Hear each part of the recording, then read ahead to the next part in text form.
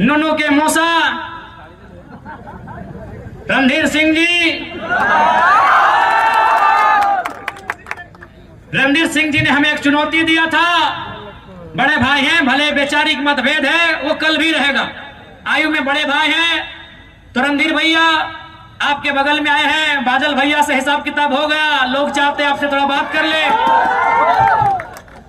आपने कहा था कि जयराम महतो को चैलेंज देते हैं, तो सुनिए रणधीर भैया, हमने तो आपको लोकसभा में ही चैलेंज दिया था कि आपका लोकसभा पड़ता है दुमका, आप लड़ सकते थे गोड्डा से, मेरा लोकसभा पड़ता है गिरिडीह। हमने आपको चैलेंज दिया था, कहां? धनबाद के लिए।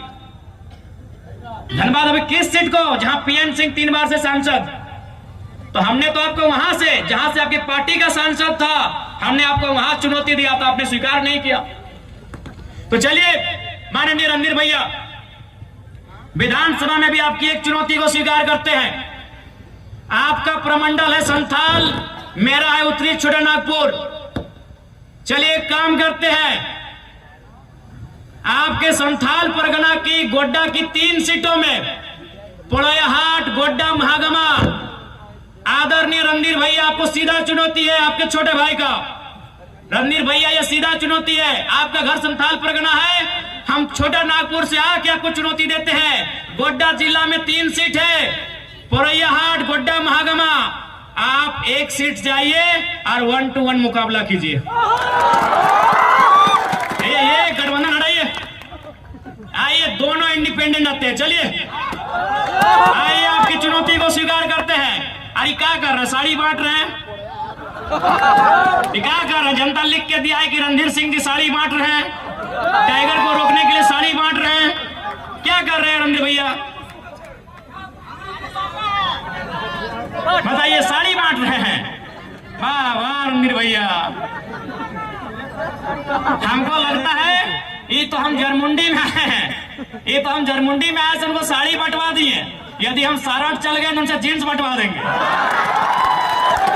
हमको लग रहा है कि रणधीर भैया अगर हम सारठ चले गए तो आपको शायद जींस बांटना पड़े।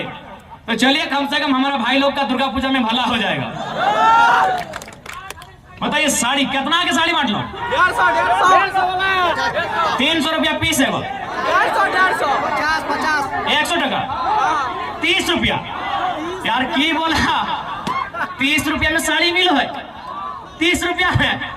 आए बा, इतना कंजूस, इतना कोया, 30 रुपया में साड़ी ले लो, तो ताज्जुब है। और चूंकि संथाल परगना में दो का मंत्री भी है, और चूंकि दीपिका दी महिला है, महिला पे कमेंट नहीं करते हैं, इनका सम्मान करके बस इनसे यही कहेंगे, आपका जो विभाग है उसका काम कीजिए, नहीं तो 24 में जनता आपसे हिसाब मांगी। और हाँ, हफीजुल साहब आपसे कहेंगे, ये जो आपको खेल कूद का मंत्रालय मिला है, खेल कूद मिला है ना, खेल कूद का जो मंत्रालय मिला है, तो आप सबसे पहले बताइए संथाल परगना यानी खुला मैदान, संथाल परगना यानी पहाड़ों का क्षेत्र, आपने कितना जिला स्तरीय स्टेडियम का निर्माण कराया है, इसका हिसाब चाहेंगे।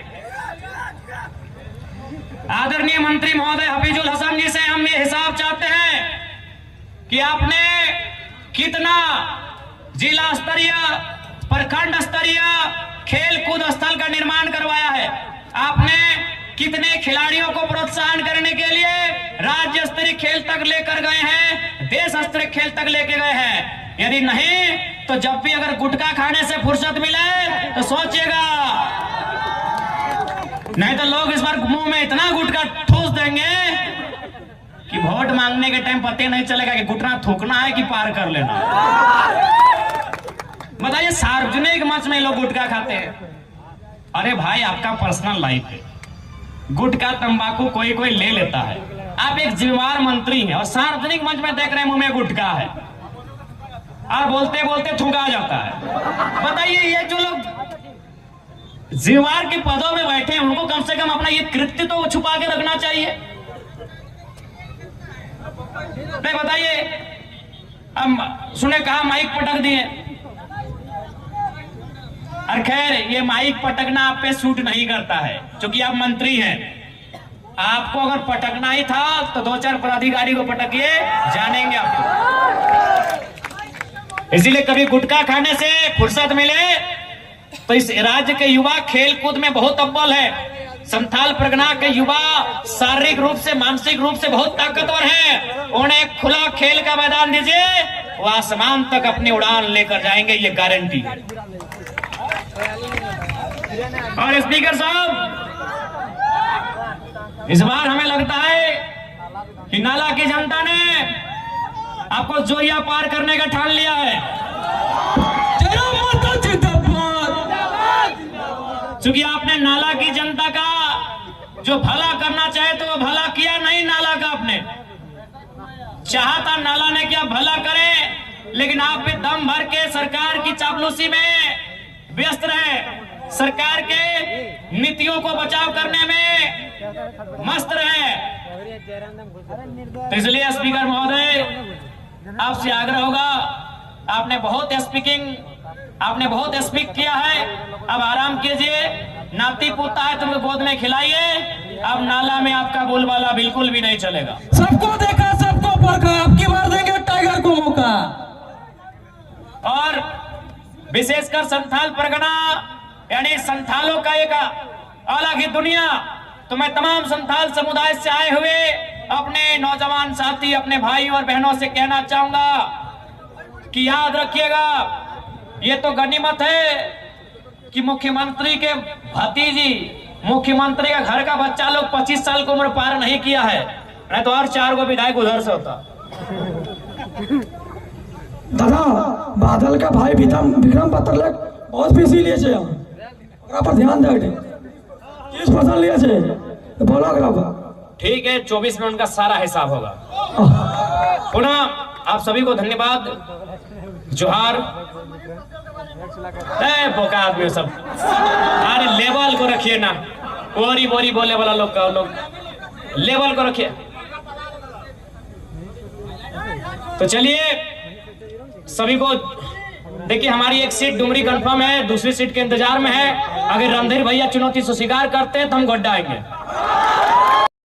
जन जन की आवाज पर सबसे तेज रफ्तार, जी हां, हर खबर असरदार। मेरे चैनल को करें अभी सब्सक्राइब। 11 वर्षों से बीएनबी पर आपका विश्वास सर चढ़कर बोल रहा है। जी हां, तभी तो खबर की सच्चाई को बीएनबी खरे सोने की तरह तोड़ रहा है। सच की आवाज होगी बुलंद और झूठ का नाव डोलेगा। बेशक आप बने रहें बीएनबी के साथ, क्योंकि बीएनबी सच है तो बोलेगा।